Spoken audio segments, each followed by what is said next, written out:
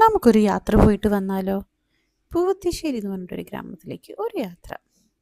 ഇക്കുൻ്റെ ന- ഇക്കുൻ്റെ മുഖത്ത് ഈ ചിരിയും എക്സൈറ്റ്മെൻറ്റും വേറൊന്നുമല്ല കേട്ടോ. അവിടെ ചെന്നൈയിൽ നിന്ന് കസിൻ സിസ്റ്റർ വന്നിട്ടുണ്ട്. അങ്ങനെ തനുവിനെ കാണാനുള്ള ഓവർ എക്സൈറ്റ്മെൻ്റ് ആയിരുന്നു അത്. അങ്ങനെ തനുവിനെ കണ്ട് രണ്ടുപേരും കുറേ ചിരിയും കളിയൊക്കെ കഴിഞ്ഞ് പറമ്പിൽ മുന്ന ഒരു അബിയു സെറ്റ് ചെയ്ത് വെച്ചിട്ടുണ്ടായിരുന്നു പറയ്ക്കാൻ. ആ പറയ്ക്കാനുള്ളൊരു പോക്കാണിത്. അങ്ങനെ ദേ ഇവിടെ കുറേ മാംഗോസ്റ്റിൻ ഉണ്ടായി നിൽക്കുന്നത് മുന്നേ കാണിച്ചു തന്നു. മിക്കവാറും അത് പഴുക്കും മുളിക്കും മഴ പെയ്ത് എല്ലാം കൊഴിഞ്ഞു പോകാനുള്ള ചാൻസും ഉണ്ട്. അങ്ങനെ ഇവർ രണ്ടുപേരും ഒരു ട്രഷർ ഹണ്ട് പോലെയാണ് അതിൻ്റെ ഉള്ളിൽ നടന്നത്. അതിൻ്റെ ഉള്ളിൽ കുറേ ക്രാബ് ഹോൾസും അങ്ങനെ കുറേ സംഭവങ്ങളുണ്ടായിരുന്നു. അപ്പോൾ രണ്ടുപേരും പറമ്പ് കാണാത്ത കുട്ടികളായ കാരണം രണ്ടുപേരും ചാടിയും മറിഞ്ഞു. അങ്ങനെ നമ്മുടെ അബിയു മരം തപ്പി നടന്നു. അവർ വലിയൊരു മരം പ്രതീക്ഷിച്ചു പോയതാണ്. പക്ഷെ അവർക്ക് വേണ്ടി വെച്ചിരിക്കുന്ന മരം ഇതാണ്. അവിടെ വീട്ടിലെ ഫ്രൂട്ടിനെ അവിടെ കവർ ചെയ്ത് വെച്ചിട്ടുണ്ട്. ഇവർക്ക് രണ്ടുപേർക്കും വരുമ്പോൾ പറിക്കാൻ വേണ്ടി എടുത്തു വെച്ചിരിക്കുകയാണ്. കറക്റ്റ് പാകമാണ് സംഭവം. ഞാൻ ആദ്യമായിട്ടാണോ ഇതിൽ അബിയുവിൻ്റെ മരവും അബിയും കാണുന്നത്. അങ്ങനെ അവർ ഒന്ന് പോസ് ചെയ്യാൻ പറഞ്ഞ് ഒന്ന് തൊട്ടപ്പോഴേക്കും ഫ്രൂട്ട് കയ്യിൽ കിട്ടി. രണ്ടുപേരും അതൊന്ന് നോക്കി ആസ്വദിച്ച് ഈ കുരുവിൻ്റെ ഫ്രൂട്ട്സ് എന്ന് പറഞ്ഞാലേ അലർജിയാണ്.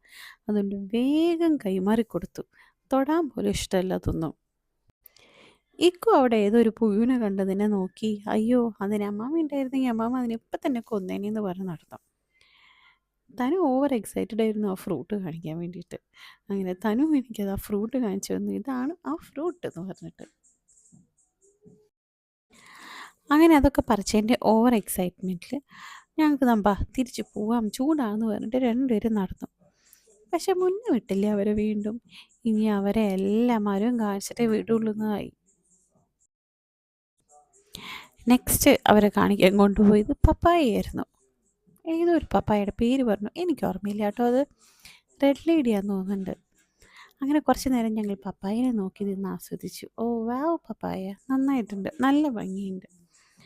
അത് കഴിഞ്ഞാണ് അടുത്ത മരം കാണിക്കാൻ വരൂ എന്ന് പറഞ്ഞ് കൊണ്ടുപോയത്.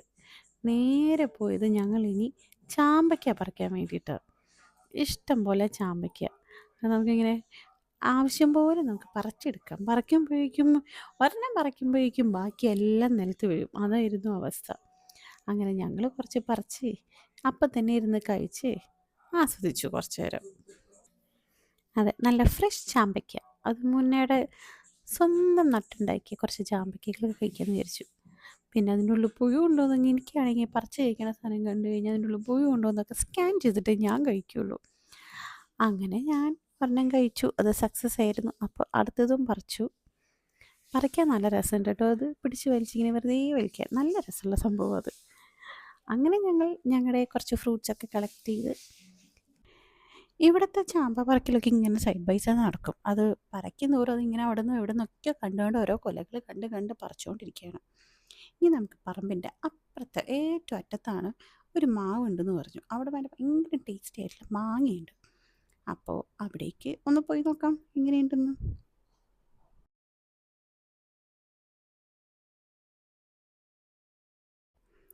ഇവിടെ ദേ ചെറിയൊരു തോടൊക്കെ ഉണ്ടാക്കി വെച്ചിട്ടുണ്ട്. അതിൻ്റെ ഉള്ളിൽ കുട്ടി കുട്ടി മീനുകളൊക്കെ ഉണ്ട്.